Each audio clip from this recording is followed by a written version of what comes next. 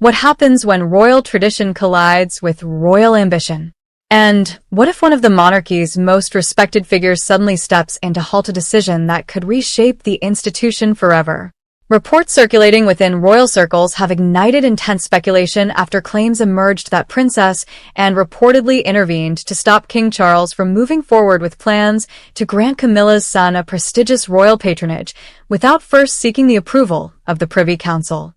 While no official confirmation has been issued by Buckingham Palace, the alleged disagreement has sparked widespread debate about constitutional protocol, family dynamics, and the future direction of the monarchy.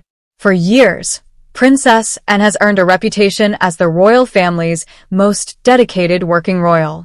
She is known for her unwavering commitment to duty, her respect for tradition, and her determination to keep personal relationships separate from official responsibilities. Unlike many members of the family, Anne rarely comments publicly on internal matters. That is precisely why reports suggesting she privately challenged the king's intentions have attracted so much attention. According to the growing speculation, discussions allegedly centered around the possibility of awarding a significant royal patronage to Tom Parker Bowles, Queen Camilla's son. Although Tom has built a successful career as a respected food writer and television personality, he has never been a working member of the royal family. Throughout Queen Camilla's years in public life, both of her children have largely remained outside the institution, pursuing independent careers while avoiding official royal duties. That long-standing arrangement has generally been viewed as one of the factors that helped ease public concerns during Charles and Camilla's marriage. Unlike previous royal controversies, there appeared to be a clear understanding that Camilla's children would not become integrated into the formal structure of the monarchy. However, recent rumors suggest that conversations behind palace walls may have explored whether Tom's charitable work and public profile could justify a ceremonial royal appointment. That possibility reportedly raised immediate concerns among senior advisors. Sources familiar with constitutional procedure claim that Princess Anne reminded those involved that appointments carrying royal authority cannot simply be made based on personal preference. Depending on the nature of the patronage, established constitutional conventions and consultation with senior advisors may be expected before any announcement is made. Whether those reports accurately reflect private discussions remains impossible to verify. Nevertheless, the very suggestion of such a disagreement highlights the delicate balance King Charles must maintain between his role as monarch and his responsibilities as head of a centuries-old institution. Observers have long noted that Charles has spent decades modernizing many aspects of royal life. Since ascending the throne, he has emphasized efficiency, environmental initiatives, and a slimmer monarchy focused on working royals. Yet those modernization efforts also come with enormous scrutiny. Every appointment, every honorary title, and every patronage is examined for its broader constitutional implications. Critics argue that extending royal recognition to someone outside the traditional line of working royals could blur important distinctions between family members and official representatives of the crown. Supporters, however, believe that charitable work and public service should remain the primary qualifications for honorary appointments regardless of family background. This is where Princess Anne's reported intervention becomes especially significant, and has spent decades quietly supporting hundreds of organizations without seeking headlines. Her reputation has been built not on popularity contests but on consistency, discipline, and institutional loyalty. Many commentators believe she understands better than almost anyone the importance of protecting the credibility of royal patronages. Royal patronages are far more than ceremonial titles. They often bring international visibility to charities, encourage fundraising, and strengthen public confidence in nonprofit organizations. The individual chosen to represent such organizations inevitably reflects upon the monarchy itself. That is why even the appearance of favoritism can become controversial.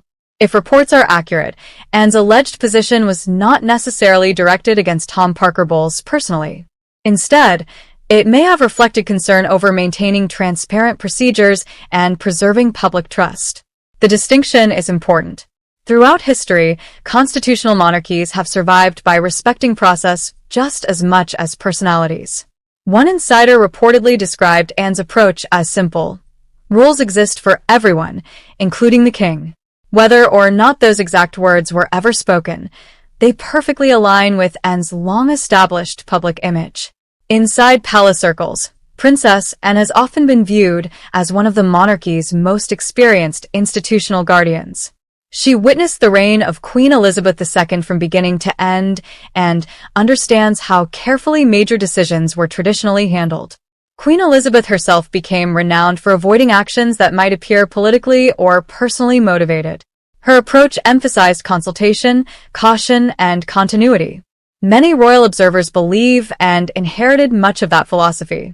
Meanwhile, King Charles faces a very different environment. Modern media cycles move rapidly. Social media amplifies every rumor within minutes. Public expectations surrounding transparency continue to evolve. As a result, even unconfirmed reports about internal disagreements can dominate headlines around the world.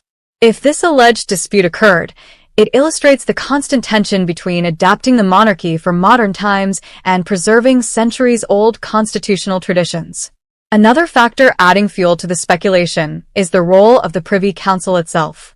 The Privy Council remains one of Britain's oldest constitutional institutions, advising the sovereign on various official matters. Although many royal patronages do not formally require council approval, speculation surrounding constitutional procedure has become part of the broader public conversation.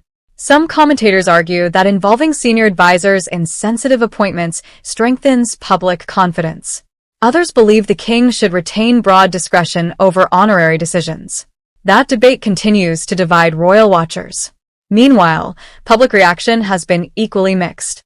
Some believe Princess Anne deserves praise for defending institutional standards regardless of personal relationships. Others argue that excluding capable individuals solely because of their family connections could itself appear unfair. The controversy highlights a larger question facing today's monarchy. How should royal institutions evolve while maintaining public confidence? King Charles has repeatedly spoken about serving the nation above personal interest. Princess Anne has consistently demonstrated the same principle through decades of quiet service. If the reported disagreement truly occurred, it may actually reflect two different approaches toward achieving the same ultimate goal, protecting the long-term credibility of the crown. As speculation continues to spread, Buckingham Palace has remained publicly silent. Without official confirmation, many details remain uncertain. Yet one fact is undeniable. Whenever Princess Anne's name becomes associated with defending royal protocol, people pay attention. Her reputation has been built over decades, earning respect from supporters and critics alike. Whether this story ultimately proves accurate, partially true, or entirely speculative, it once again demonstrates how every decision surrounding the monarchy carries consequences far beyond palace walls. And if the reports are to be believed, Princess Anne may have reminded everyone, including the king, that in the British monarchy, tradition is never merely symbolic. It remains one of the institution's strongest foundations. As the speculation deepens, insiders suggest the matter has been quietly de-escalated behind closed doors, with senior advisors urging unity within the royal household. Whether Princess Anne formally blocked the proposal or simply raised constitutional concerns, the message reportedly reached the king clearly. Procedure and perception matter as much as intent. For now, no official statement has confirmed any dispute, and Buckingham Palace continues to remain silent. But within royal circles, one thing is certain. This moment has reignited long-standing tensions between tradition and modernization, and the delicate balance that defines the future of the crown is once again under scrutiny.